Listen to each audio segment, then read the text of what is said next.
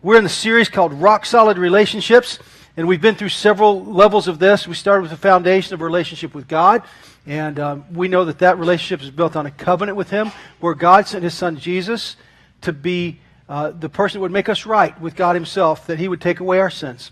And that relationship with God is built on a covenant. It's not on stuff we do, but it's something that God did for us. It's a gift that He gives to us. So our relationship with Him is built on covenant. And then the second tier of relationships was our relationship with our spouse.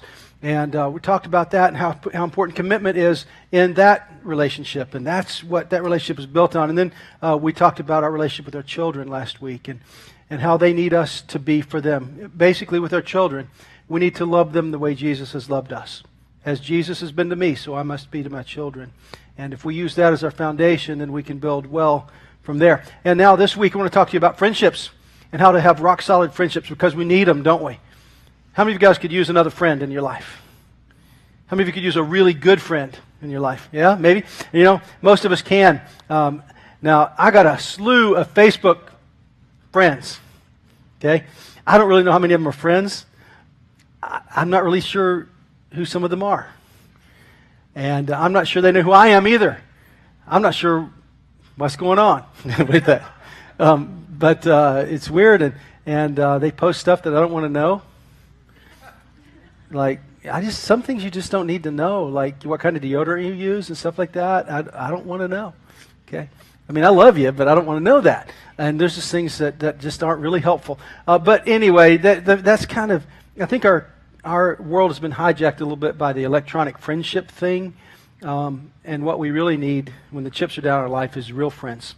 People that will really show up. Because sometimes in your life you're going to have things go down. You need somebody that if you were in a fight, you need somebody who's going to get your back. You know what I'm talking about? And those are hard to come by. Hopefully you've got a handful of those kinds of friends. At least one, or maybe two. Some of you might have dozens of those kinds of friends. I've never had dozens of those kinds of friends. I've had a few. That I know for sure would get my back. They would come and rescue me. Now they might beat me up later because they like, you were really dumb and you shouldn't have been in that place anyway. But they'll get my back in that moment, and then we'll talk about it later. But we need those kinds of friends. You know, the scriptures give us lots of different stories, and there's a powerful ancient story found in the book of 1 Samuel. Now, we're not putting this up on the screens, but it's in the book of 1 Samuel, and it's about a friendship between a young man named Jonathan and a young man named David. Now we'll start the story back a clip. And David was a shepherd boy. And David was sent to the front lines of battle to take a meal to his brothers who were serving in the army. And when he shows up at the valley of Elah, there are two lines lined up for battle. On one hill, there is the Israelites under the direction of King Saul, whose son is Jonathan, the prince to be, the one who's going to take over the reign of that kingdom someday. So there's Jonathan and Saul in a battle line of Israelites, and David is taking lunch to his brothers who are serving in that army. On the opposing hill, there's a line lined up for battle from the Philistines. And there was a giant among the Philistines named Goliath. And every day Goliath would come down into the valley and yell up at the Israelites, basically that your God is dead and he's too weak to do anything, and I want you all to send somebody down here to fight me, and whoever wins this battle will be the victors, and that'll keep everybody else from being killed. We'll just take you as slaves. So after you send somebody down here that I kill, then all of you can be our slaves, and we'll just call it a day. Okay? How about that? And this had gone on for days. And when David showed up for lunch, you know the story. David takes a slingshot, runs toward the giant, kills him. I'm not going to belabor that. That's not the point of the story today. But in the crowd that day, there was Saul, the commander of the army, and his son Jonathan. Jonathan saw this happen. And Saul had no idea who David really was, but he called for David to come to him. And as David is speaking to Saul and explaining his family and where he's from and his family of origin and all this stuff, Jonathan is watching, and he realizes, this guy could be my friend. I think we would really have a friendship. You ever met somebody like that? You just kind of know pretty quickly, like, yeah, this is my friend. This is somebody I was born to run with. I was born to be with. This person is important to me. And so Jonathan knew that about David right away. And the scriptures tell us that Jonathan and David began to form a friendship. Jonathan believed so much in David that Jonathan gave his armor away to David. Now, the armor that Jonathan had was the armor of a prince. David was just a shepherd boy. He had never had anything like this. This armor was probably really well done. It was probably very elaborate, and it was probably really expensive. And yet, it was probably the best thing that Jonathan had, his prized possession. And he gives that prized possession to David. He transfers some of his power to David. And somehow, Jonathan recognized that the true king of Israel to be wasn't Jonathan, but it was David. And it was a symbol of passing of power and of giving up to his friend something that rightfully belonged to him. And as the story would have it, it goes on, and David is very effective in battle, not only against Goliath, but as he's put in command of different army outfits, he's very successful in battle. And Saul takes note. All the people begin to take note, and they really love David, and they're okay with Saul, but they love David. And this creates a rift between David and Saul, and Jonathan's trying to mediate this rift and trying to keep them together and trying to make things work, and it's not working. And a few times the scriptures tell us that Saul would become so enraged with David that he would take a spear and he would chuck it at him and try to kill him. It's happened at least twice that the scriptures tell us. Now Jonathan's still trying to mediate this relationship and trying to make things work, and it is not working. And David's pretty clear that, man, this is not working. And even though David married one of Saul's daughters, so he was part of the family, Saul just couldn't stand him. Highly effective in battle and was helping the kingdom, but Saul couldn't stand him because he knew in his heart that this was the true king coming. And the Bible says that the hand of God had moved from Saul to David. So Saul is fighting for his position, and he's worried about his power, and David, he understands, is going to take the kingdom, and it's not even going to be his own son Jonathan, and yet Jonathan is really okay with this. Jonathan's mediating. Well, it becomes very apparent to David he's going to be killed soon by Saul, because Saul, it was fine some days, and some days he flew into this rage and would try to kill him, and not a good place to be, so David flees from the palace, and Jonathan finds him, and he says, I think it's going to be okay. I really think Dad's okay with you. I'm going to talk to Dad, and we'll see. And David says, I don't think it's good. And Jonathan says, I think it's going to be fine. And so they make this arrangement. And Jonathan says to David, I'll go talk to Dad. And I'm going to see how it is between you and him. And if things are good, then here's going to be our symbol. They went down to a field, and it was a hay field, and there's different hay around there. And probably, I don't know how they did it, maybe stacked up these big hay mounds and whatnot. So David and Jonathan are talking there. Jonathan says, here's what I'll do. I'm going to talk to Dad. In a couple of days, I'm going to come back here, and I'm going to come back with my bow and arrow and with a servant boy. And here's what's going to happen. After I talk to Dad, if things are good between you and Dad and you're going to be okay, then here's what will happen. I will shoot an arrow, and I'll say to the servant boy, go get the arrow and come back here. Come to me. And that'll be a sign to you that things are good with you and Dad, and you can come back to the palace. But if I shoot the arrow and I tell the servant boy, keep running, keep going further, keep going to get it, then that's going to be a sign to you that you need to run. You need to get out because Dad is going to kill you. And so Jonathan has a meal with his father, and they're talking about David, and Saul is wondering, why is David not at the table? Where is he? And Jonathan makes up some kind of excuse, and Jonathan's kind of playing the role of a double agent now. He's against his own father and his own father's kingdom. And Jonathan makes some excuse for David, and Saul flies into a rage because he had planned to kill him right away, and he's like, I can't get my hands on him. And so it becomes apparent to Jonathan too, this is a bad deal, that Dad is going to kill David. So the next day, Jonathan heads to the field with his bow and arrow and the servant boy. David is hiding off behind one of those haystacks, and he watches Jonathan take that arrow out of the sling and pop it into the bow, and he fires it way out into the distance. And he says to the servant boy, run, keep running way out through there. Go fast, go as fast as you can. Go get that arrow. What is he saying to David? Run. Run as fast as you can. 1 Samuel, the book of 1 Samuel tells us that Jonathan gave his arrows and his bow to the servant, sent him back into the city. And then David came from hiding, and they talked. And they wept, and they cried. And as far as we know, that was the last time they ever had that kind of conversation. The conversation between friends, one who was getting the back of another, one who had shared power with the other. And it's a great example of what friends do for each other. They protect each other, and they care for each other. They get each other's back. They watch out for the well-being of the other one, the welfare of the other one, even if it costs you something. That's what friends do. Friends share what they have to help others, to help the ones that they care about most. And they give up some of their rights to do that. I hope you have those kinds of friends. I hope you have friends like Jonathan was to David.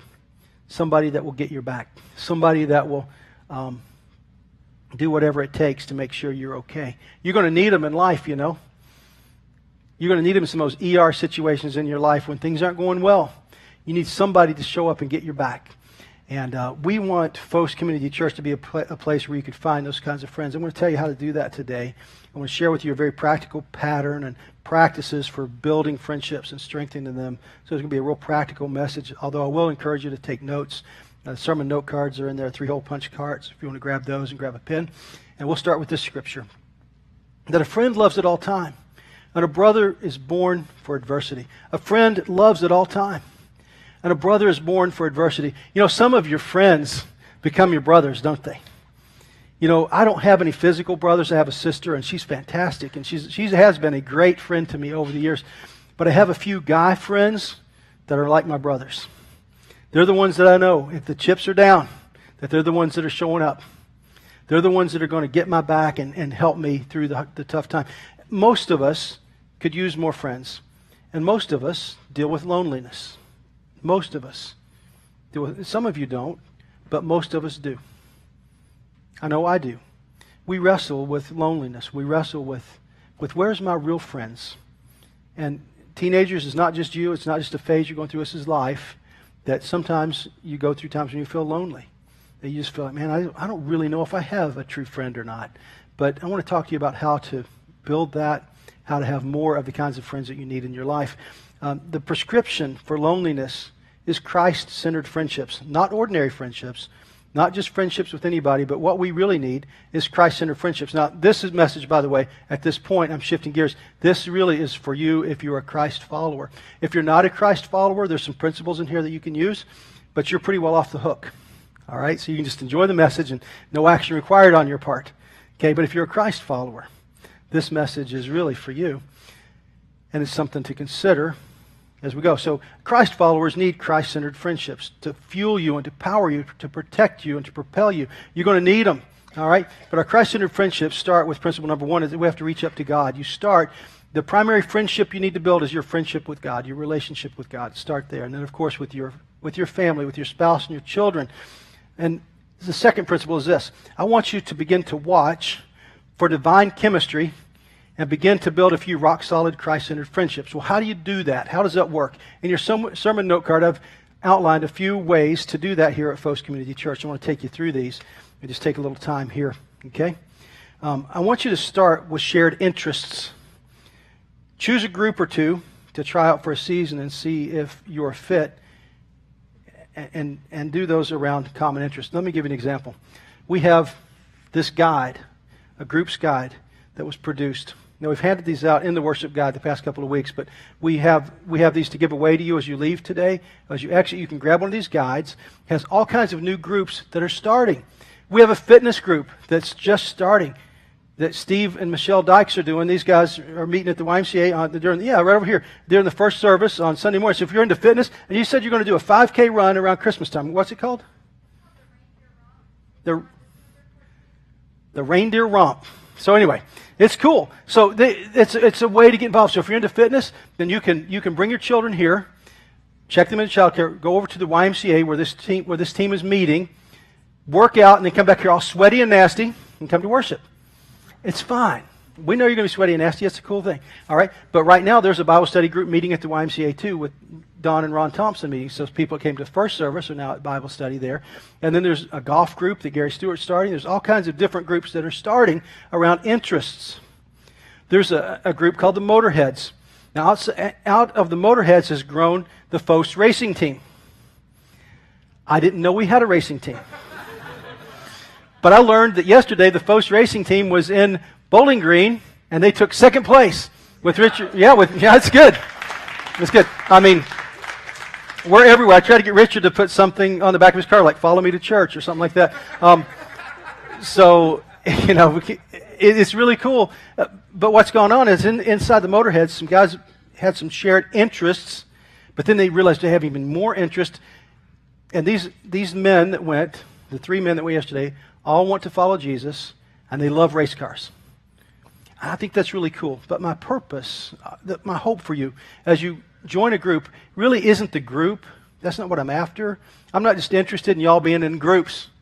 What I am interested in is you having Christ-centered friendships, because I think that's what you need most. So I hope the groups spark an interest, a shared interest, and you're able to get together. Now, you're going to love a lot of what you see in here, but here's the reality. Some of you know that you need to start a group.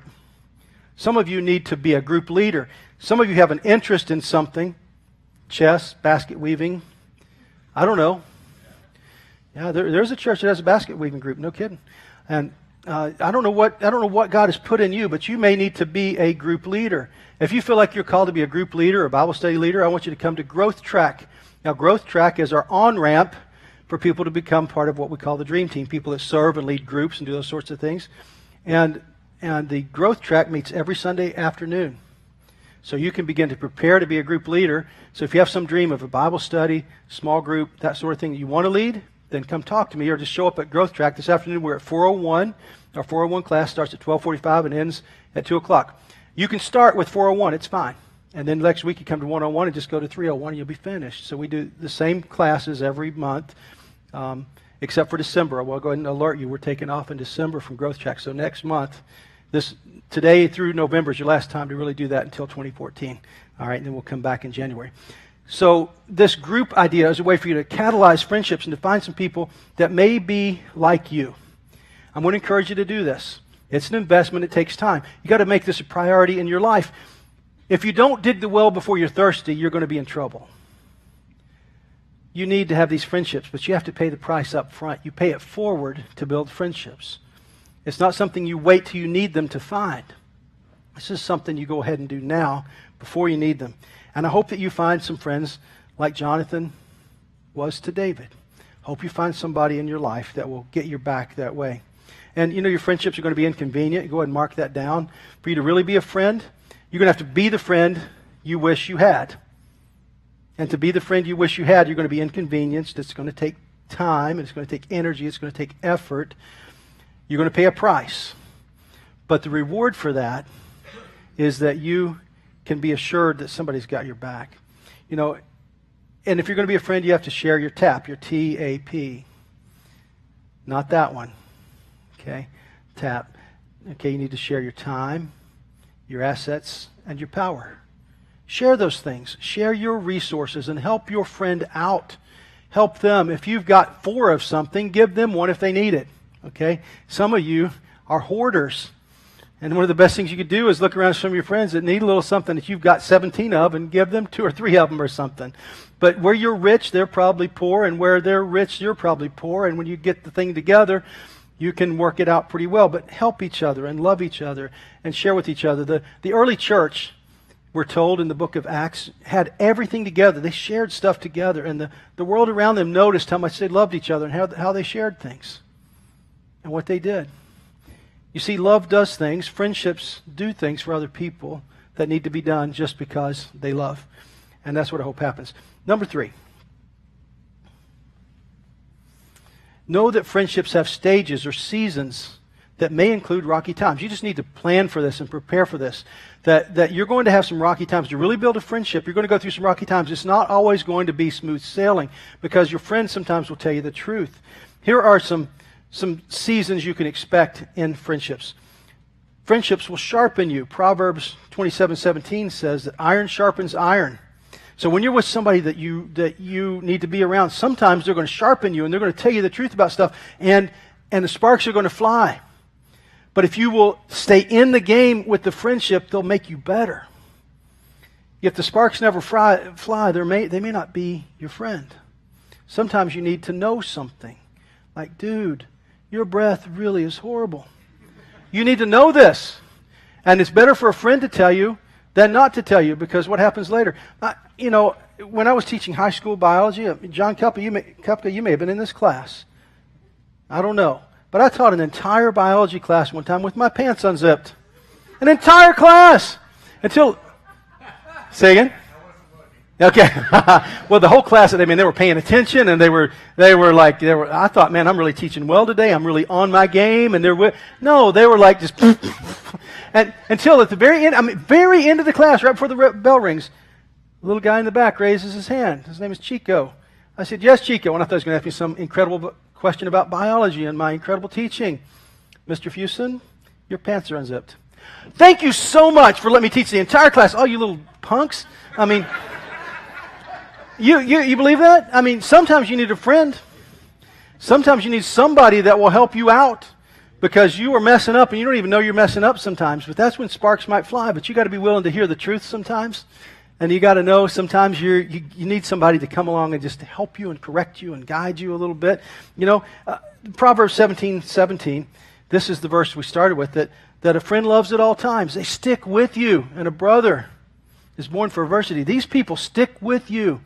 So there's times when you're sharpened. There's times when you need to stick with somebody. You need to hang in there with them. And then sometimes your friends are going to stab you. The scriptures tell us in Proverbs 27 that the wounds of a friend can be trusted, but the kisses of an enemy are many. You see, sometimes there's people that will flatter you to your face, but they are wiping you out behind your back. Happens all the time. Happened to Jesus. It's going to happen to you. You just have to learn to be wise to know, is this a friend or is this an enemy? And one of the markers of a friend sometimes is a friend might tell you something that hurts your feelings. An enemy probably won't, because they're happy that your pants are unzipped. They are. They're like, oh, he's failing. This is good. I'm not going to say a word. I'm just going to let them burn. Let them just go down in flames. But a friend will come along beside you and say, hey, man, it's something you need to know. And this is hard news for me to deliver, but you need to know this. And you need to get some help sometimes from those friends. You got to be willing to walk through the fire to get to the other side to have the kind of friendships you want to have. You got to be willing just to go through it. And then here's the next one. Don't assume the motives of somebody else. Don't assume the motives of your friend. Many of you, I know for me, sometimes I write my own movies in my mind. I impute motives on things that I hear or think I've heard or seen or think I've seen about somebody. And so I take a little bitty sentence that I heard and I build a full-length motion picture about how wrong and how wronged I've been by this person. And I build up this giant wall between me and the other person without ever giving them a chance to even talk to me about what I'm suspecting. Because most of the time when I get to the other side, if I risk the conversation, I realize, oh, I didn't know the whole story. And what I thought I heard, I did not hear. And if you're guilty of making up stories, it would be a good time for you to stop. And it might be a good day for you to write down a friend or two right now that you know you need to get with. You need to say, you know what, I need to spend a little time with them. And I need to really understand who they are and what's going on in their lives, because chances are you don't know the whole story. So don't assume that you know everything, and don't assume the worst. Maybe assume the best, or at least assume the neutral and go learn the rest of the story before you cast judgment. This would be really good. This happens between friends. A few years ago, I lost touch with a good friend. His name is Mark Hogg. Mark and I had become friends doing mission work in different areas of the world. And back around 2001, we led trips all over the world to different places. I took a team to Brazil, and he took a team to Africa. And we just became really good friends because we had a lot of shared interests and a lot of those types of things. But a few years ago, I kind of lost touch with him. Kind of just, and honestly, I kind of built up some things in my mind that weren't true. I kind of let some things build up in my mind that just weren't happening. And I assumed he's just fine over there in his world, and I'm fine in my world, and I don't really need him that much anyway, so it's all fine. So we let it go. And let this wall kind of come up between me, mostly built around assumptions. And adults, you can explain to your children later what happens when you assume. Okay? And if you don't know what happens when you assume, ask somebody next to you after worship, and they will tell you what happens when you assume. Okay? So when you assume in your relationships, you can blow them out and not even need to. But through an acquaintance, kind of funky, a guy came over to work on my air conditioner because it was failing, and I had some magnets on the ductwork of that, and one of those magnets held up a picture of that trip, what we called the Edge 2001 trip. And it was Mark and me and another guy who were leading trips to different places in the world. And the guy working on it said, "Oh, you know Mark Hogg?" I'm like, "Yeah." And he said, "Well, he just won this big award." And I didn't know. So I got on Facebook to check out if he won the award. Yeah, he did. He won this really cool award for humanitarian work around the world and all this. So I just called him, and I didn't expect to catch him live because that's part of what happened. We just were so busy that we weren't returning calls and texts. We just kind of let the whole thing slide. I left him a message, said, "Man, congratulations, I'm so excited for you. You know, it looks like your work's going great," and all that. I was shocked. The next day my phone rang, and it was Mark Hogg. Like, holy moly, he's actually calling me back. Because honestly, I assumed he hated me. I built this whole thing up. He called me back. And I got to tell you, I almost lost it. Like when I heard his voice, like, oh my gosh, there's my friend. And so we set a time to get together, and over a long lunch, we caught up and learned about his ministry. A lot of things I assumed weren't true. A lot of things he assumed weren't true. And we were able just to clear the air a little bit, but mostly just to remember how much we respected each other and how much we love each other. You know, it's possible, guys, to have friends that you love, guy friends that you love, without it being funky or weird. You know what I'm saying? You don't have to go there for it to be. You can have guy friends that you truly do love, and you need them. And so it was great to restore that. And I'm just saying to you, man, there may be somebody you need to call. There might be an appointment you need to set.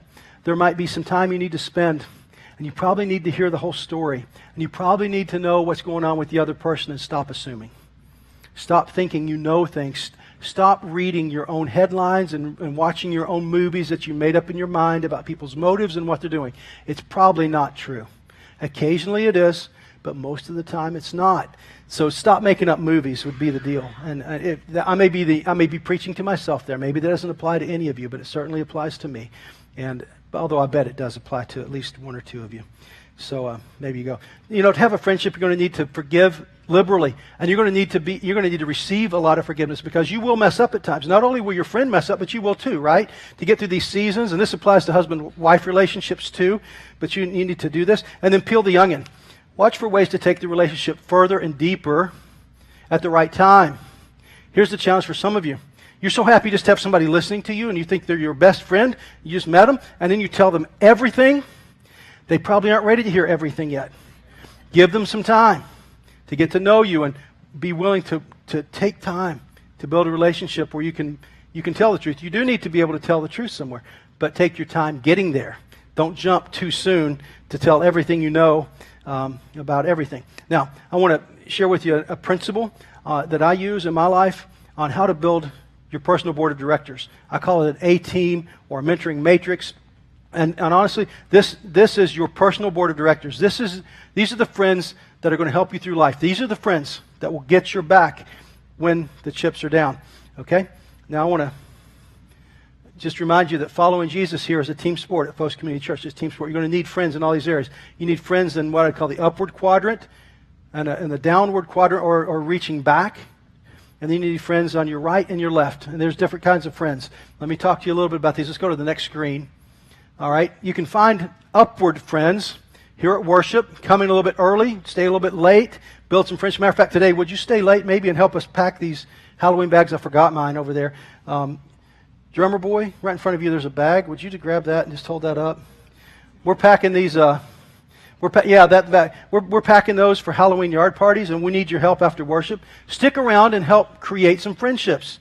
All right, spark some friendships. See what might happen. When you serve together, you're likely to build friendships.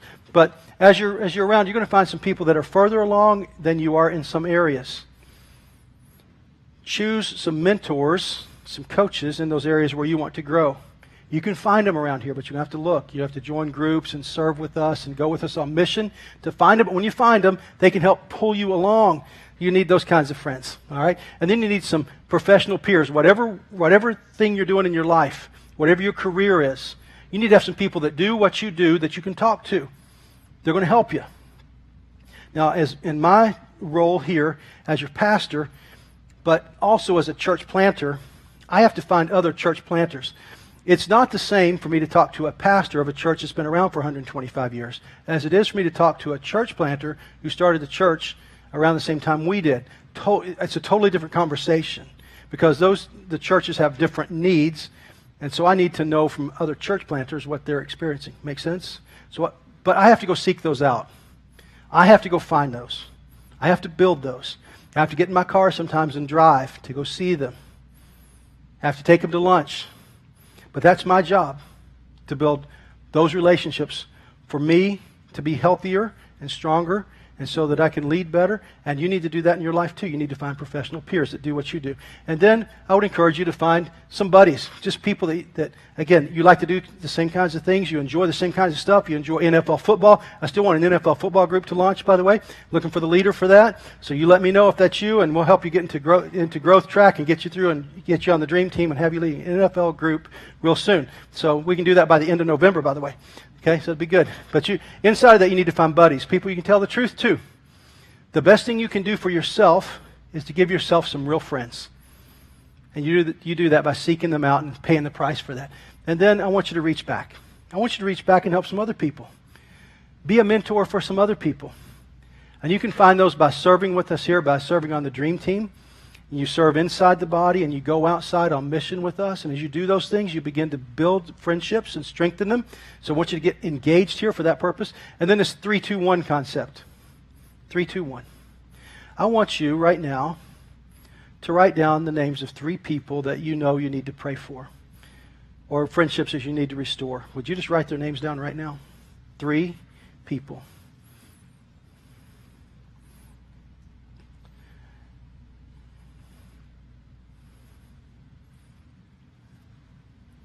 And here's what I'd like for you to do. 3 people you're going to pray for. 2 people you're actually going to do something for in the next week or 2. You're going to reach out to them. You're going to write a card. You're going to write a note. You're going to go visit them. You're going to send some flowers. You're going to invite them for coffee. You're going to go out and shoot guns together. You're going to do something with 2 of these people to advance your relationship. All right, that's 2. And then 1. One of those people I want you to invite to worship with us, or I want you to sit down and talk to them about Jesus yourself. Either way. 3-2-1. Between now and Christmas, I'm really encouraging this because you need the friends, they need you, and they need to know Jesus. 3-2-1. 3-21. Okay? Now, one thing our church is doing to extend relationships in the community are these Halloween yard parties. There's several parties going on this Thursday night, weather permitting, and we're packing these Halloween bags and that sort of thing. So why don't you stick around and help us do that? And that's part of how the church moves forward, how we serve the community, and how we love people. Because you have friends that need to know Jesus, and they need to have friends like you need to have friends that follow Jesus. And as we do that well together, the world will be changed one person at a time. One relationship at a time. My hope is that you will have more friends that are Christ-centered, that you will choose to do the work that it takes to have the kinds of friends you need. Because if you're going to have a friend, you got to be a friend. Let's pray.